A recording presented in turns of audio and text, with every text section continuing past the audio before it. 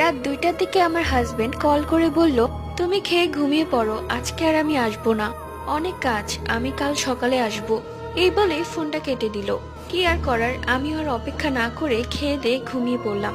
কিছুক্ষণ বাদে কলিং বেলটা বেজে উঠলো। দরজা খুলে দেখি আমার স্বামী দাঁড়িয়ে আছে, কিন্তু তার চোখ দুটো অস্বাভাবিক লাল।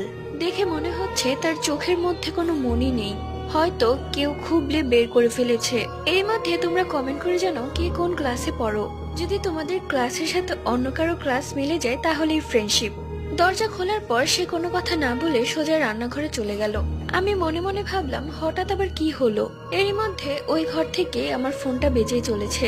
কলটা ধরতে ওপাশ থেকে আমার স্বামী বলল, তুমি রাগ করো না আর দরজা খুলো না, আমি কালকে সকালেই চলে আসব। আমি কলটা রেখে দৌড়ে রান্নাঘরে এলাম। এসে দেখি রান্নাঘরের তরকারিগুলো মেঝেতে পড়ে আছে, আর ঘরে কেউ নেই।